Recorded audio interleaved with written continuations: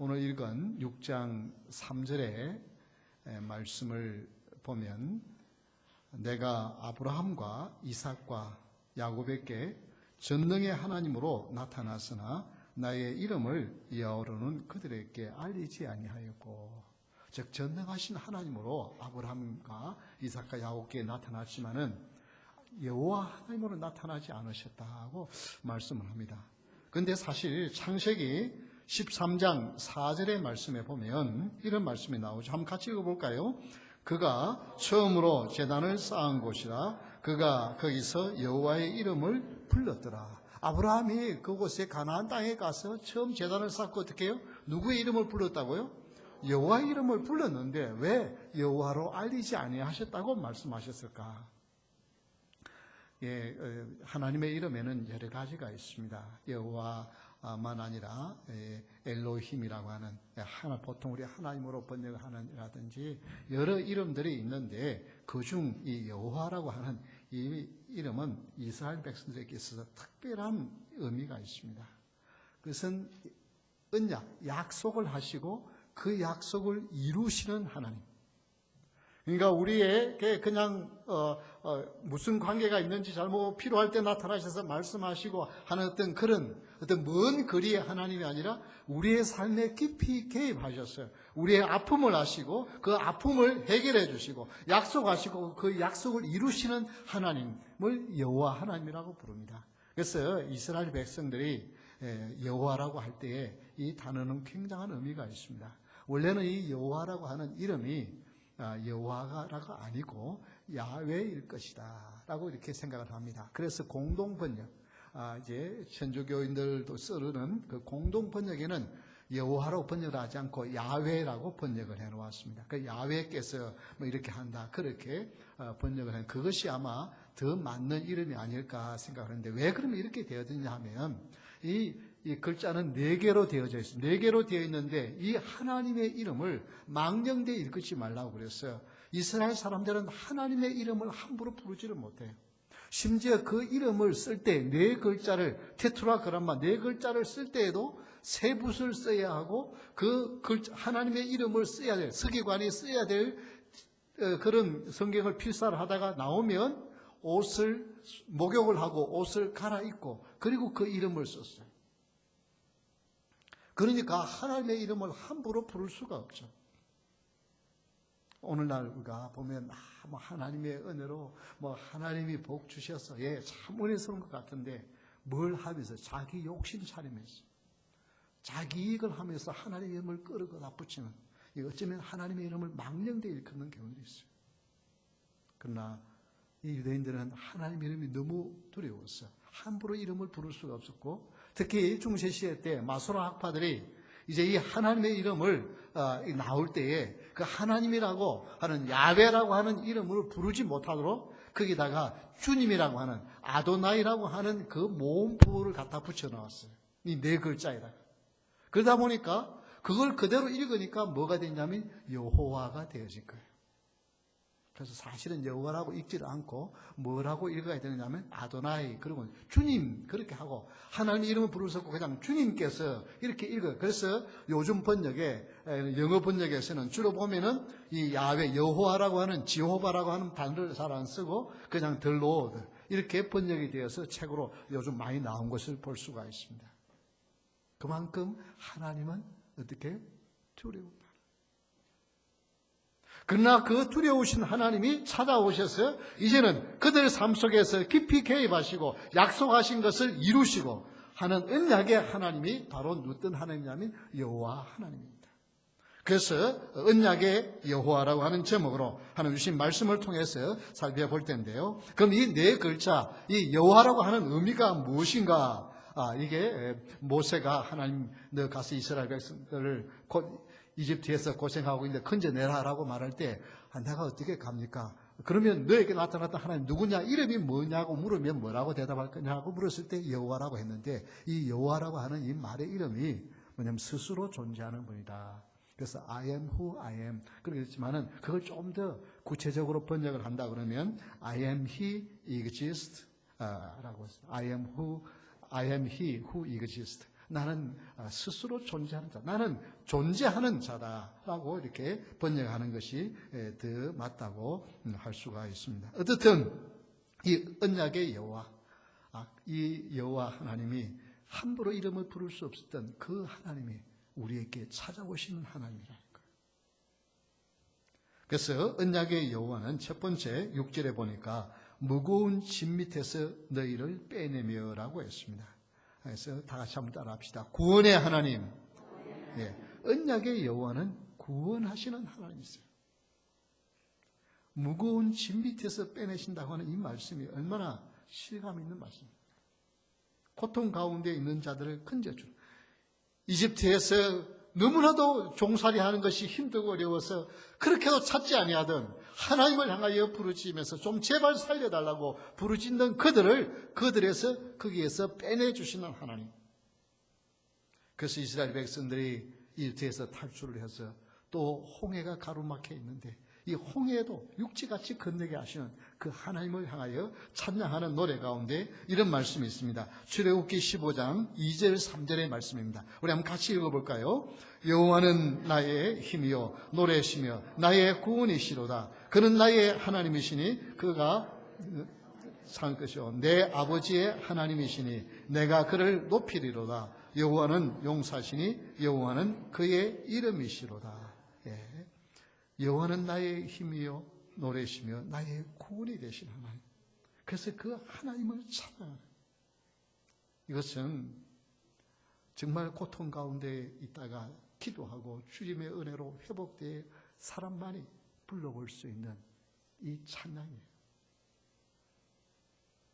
현대인들이 얼마나 많은 고통 가운데 사는지 갈수록 더 심각해져요. 얼마나 이 사회가 복잡한지. 미국이 세계에서 가장 살기 좋은 나라라고, 가장 풍요로운 나라라고 말하잖아요. 그런데요, 미국 인구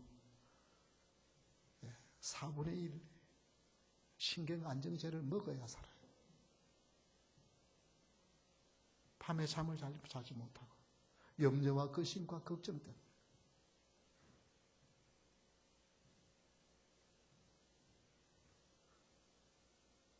많은 분들이 고통 가운데 있습니다. 많은 분들이 힘들어요.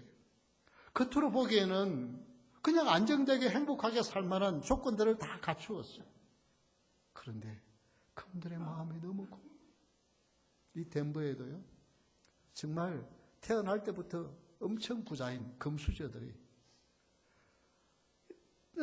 부족한 게 없잖아요.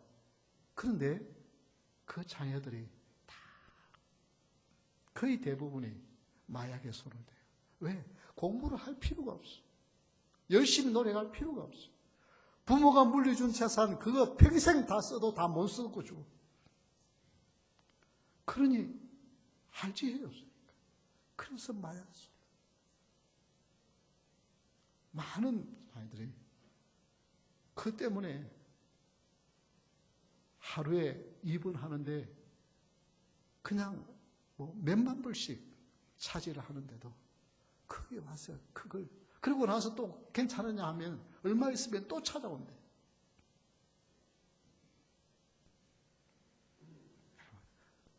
부자든 가난한 사람이든 정말 많은 고통 가운데 있습니다. 그런 고통 가운데 있는 자들을 우리 하나님은, 여호와 하나님은, 언약의 하나님은 꺼내주시는 하나님이시라고 말씀하십니다. 예수님은 고통 가운데 있는 자를 구원하기 위하여 이 땅에 오셨습니다. 그래서 우리는 예수님을 향하여 기뻐하며 찬양하며 이렇게 주일이면 주일로 나와서 하나님 앞에 예배하며 감사를 드리는 것은 우리의 구원자가 되시기 때문에, 여호와 하나님 두려워서 함부로 그 이름을 부를 수 없었던 그분을 이제는 사랑한다고 고백하며 그분을 찬양하게 하고 그분의 은혜를 받으며 살 수 있는 축복을 누리게 되어진 이것 때문에 우리는 기뻐하는 것입니다. 그래서 마태복음 1장 21절의 말씀, 우리가 잘 아는 말씀이죠. 한번 읽어볼까요? 아들을 낳으리니 이름을 예수라 하라. 이는 그가 자기 백성을 그들의 죄에서 구원할 자이심이라 하니라. 자기 백성을 죄에서 구원할 자로 예수님이 보내주십니다. 구원자 예수님. 그래서 우리는 그 예수님 때문에 기뻐하는 것입니다. 죄의 문제를 해결할 분은 오직 예수 그리스도밖에 없어요. 돈이 많아도 할 수 없고 아무리 내 의로 노력해도 할 수 없고 오직 예수님밖에 없기 때문에 그래서 예수님이 구원자이시고 그분을 만난 사람은 이 모든 무거운 짐을 벗겨주시는 모든 죄의 무거운 짐 밑에 있는 자를 빼내어 주시는 하나님의 은혜를 체험하고 기뻐하며 살 수 있습니다. 영국이 해양대국이었지 않습니까? 그래서 한때는 해가 지지 않는 나라, 지금도 아직도 많은 이제 영토를 가지고 있지 않습니까? 그러면서 이제 배를 가지고 많이 이제 좀 해군력을 가지고 나라들을 점령하곤 했는데, 근데 이게 배가 그래서 뭐 기술이 세계 최고였지만은 그 배가 뒤집어지고 배가 침몰하는 경우들이 종종 있었어요. 그래서 이게 왜 그럴까 하고 연구를 해보니까 여러 이유가 있지만 그 중에 가장 큰 이유가 배에 너무 많은 짐을 실었기 때문에. 그래서 사무엘 브림솔이라고 하는 분이 연구를 합니다. 어떻게 하면 배가 이제 안전하게 운행을 할 수 있을까? 그러고 나서 이제 국회에 한 법안을 제출해내서 연구해서 낸 그것이 바로 이제 로드라인 적재 한계선이라는 것입니다. 이 적재 한계선은 그러니까 배에 어느 일정만큼의 짐을 더 이상 실으면 그 배가 뒤집어질 가능성이 많다는 거예요. 그만큼 이상은 신지 말라. 그것이 바로 적재 이제 한계선입니다. 그래서 이 한계선을 지금도 이렇게 붉은 선이나 하얀 선으로 그어져 있는 것을 보게 되는데, 그래서 프림솔 라인이라고 부릅니다. 우리 한번 잠깐 볼까요? 여기 보면은 이렇게 배가 있으면 그 하얀 선, 그 밑으로 있어야지. 만약에 그 물이 그 위로 잠기게 되어지면 이 배는 위험하다는 거예요. 다음 보시죠. 이렇게 배마다 이렇게 다 선이 있어요. 그래서 그 선이 물에 더 이상 잠기면 안 된다는 거예요. 거기까지만 해야 된다는 거예요. 이것은 생명선과 같아요.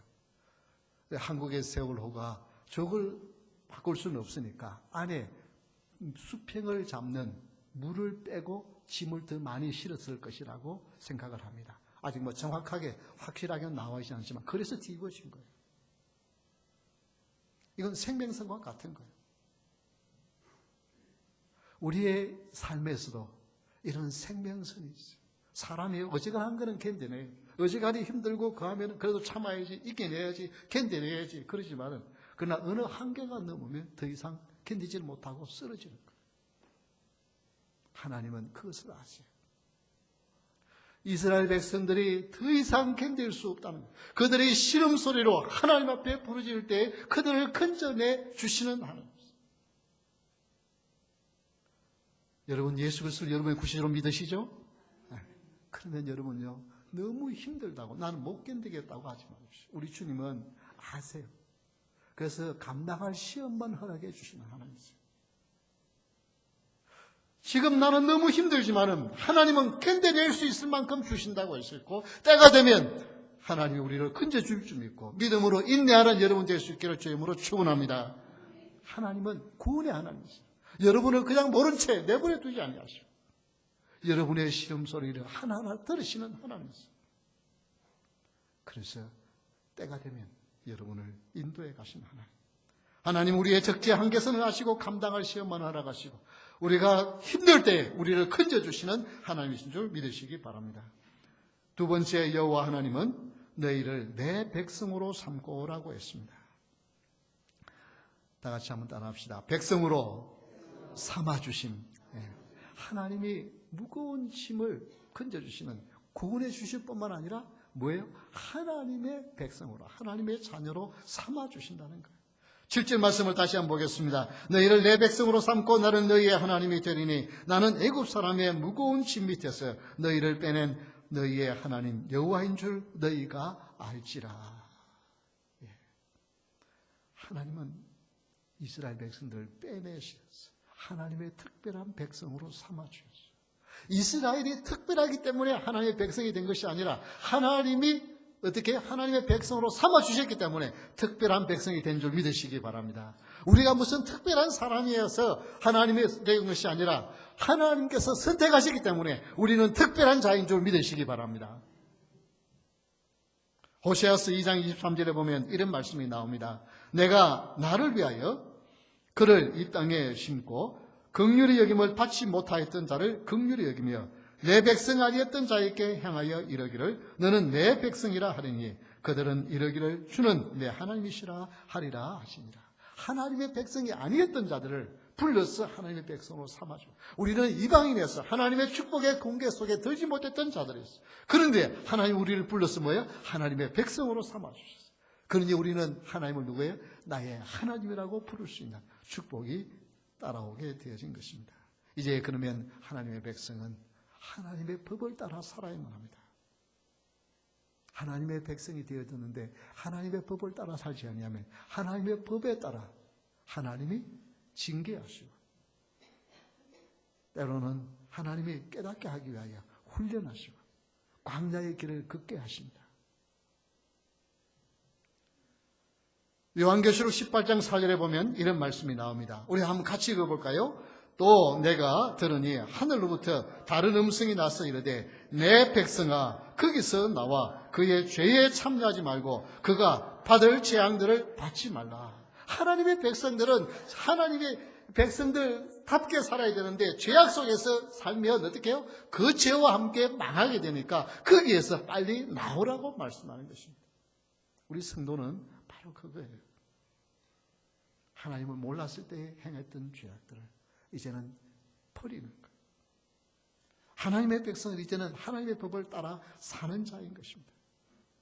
여러분, 그래서 우리가 죄악 가운데 행하다가 아니야 나는 이제 예수님 믿어 난 그렇게 살지 않을래 하고 그것을 떠나면 그러한 삶을 통하여 하나님의 영광을 받으시고 그런 이제는 하나님이 기뻐하는 일을 해야 되겠다 하면 그 일을 통해서 많은 사람들을 건져내고 많은 사람들에게 예수님을 알게 하는 복된 일을 하게 하십니다.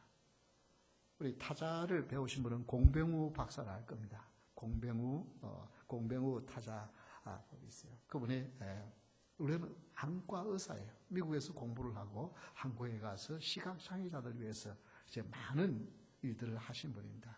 그분이 돌아가서 정말 50년대 말 60년대 초에는 얼마나 이 시각장애자들이 참 그렇게 무시를 당하고 천대를 받았는지 모릅니다. 그분들이 오직 할 수 있는 기껏해야 초등학교 이렇게 점자 이렇게 배워가지고 초등학교 정도 마치고 나면 뭐에 가냐면 안마 시술사로 그냥 눈이 안 보이니까 안마를 해줄 수 있으니까 그 직업 가지는 게 그냥 잘 가지는 거예요. 그런데 이 공병우 박사님이 신앙을 가진 분이고 안고 사니까 이분들이 앞이 안 보인다고 그렇게 살아서는 안 된다. 그래서 그분이 세운 곳이 맹인부흥원입니다. 거기에 많은 시각장애자들이 와서 예수님을 만나고 또 거기에서 꿈을 가져요.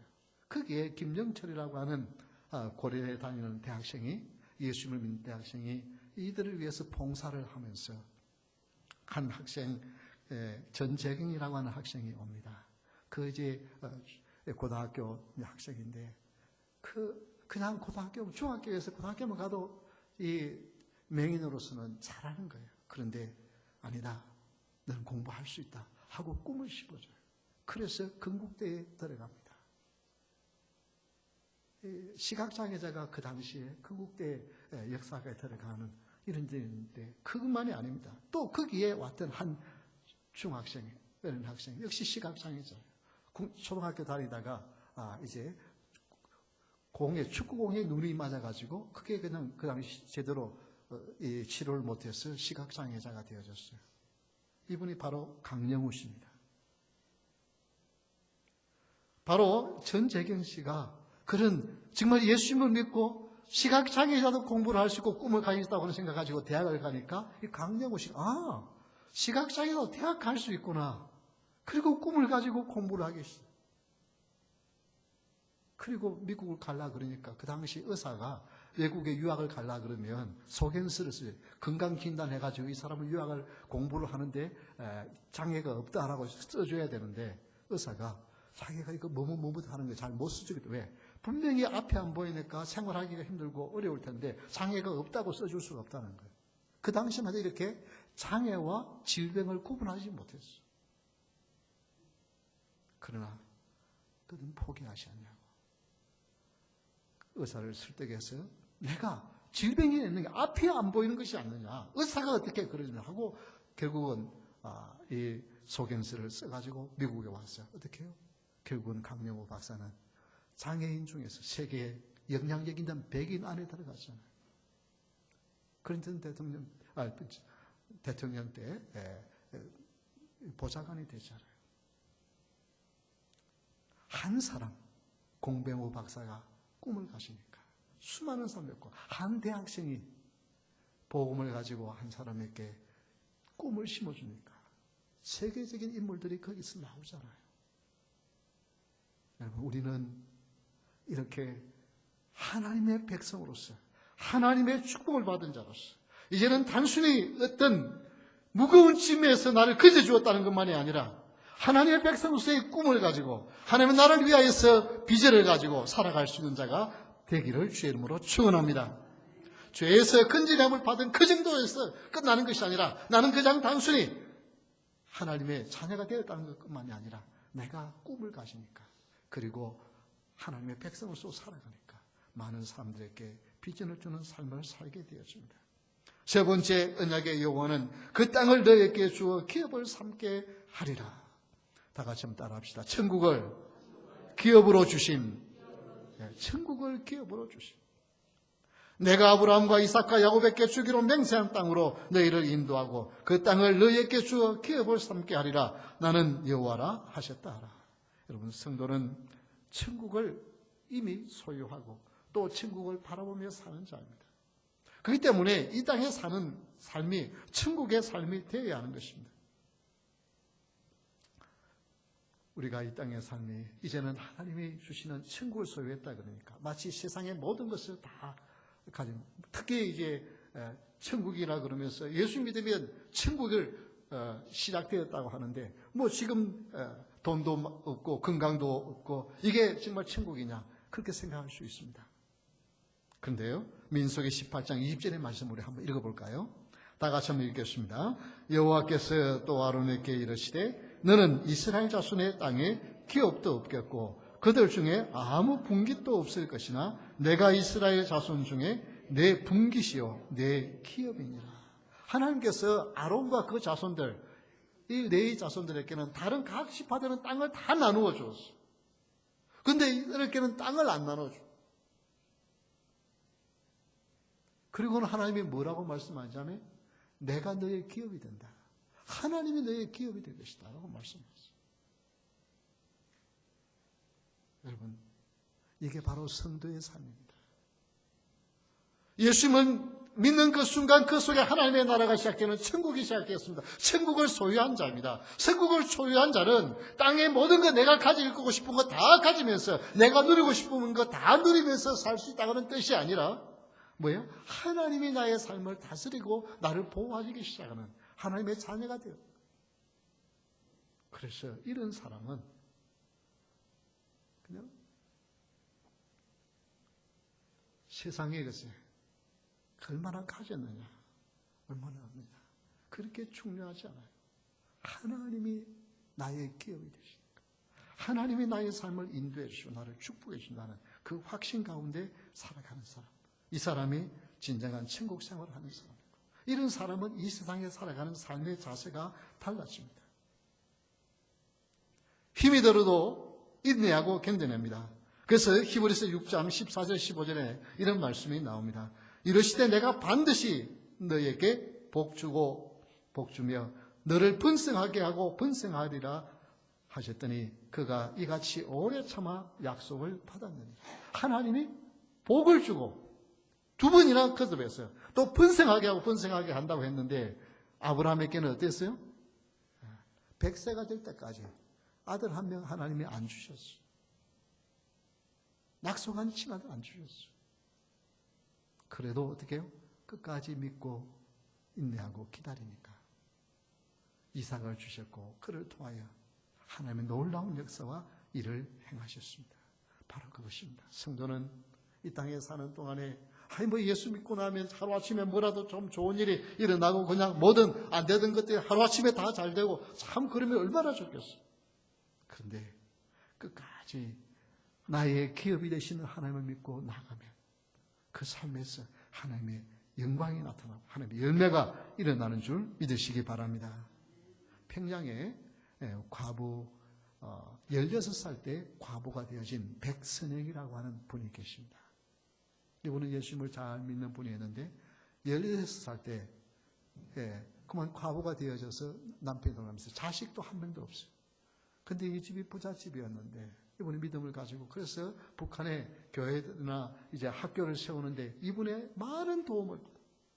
그래서 자기 자식이 낳은 자식은 한 명도 없지만은 어머니로 모시는 수많은 청년들이 있어요. 이분이 84세가 되어서 돌아가셨어요. 돌아가시는 그때에 평양에 10만 명의 사람들이 그것을 보기 위해서 모여나오고 3분의 1이 나옵니다. 그리고 그의 만여 명의 운집에서 과부의 죽음을 추모하는 그런 장례식장에 사람들이 찾아왔습니다. 그런데요, 이분이 돌아가신 데가 1933년인데요. 지난 2006년 7월 달에 북한에서 공산주의에서 그렇게 돈이 많던 분이지만 또 기독교인이었던 그분을 백선영 씨의 추모비를 다시 재건했어요. 북한에 공산주의자가.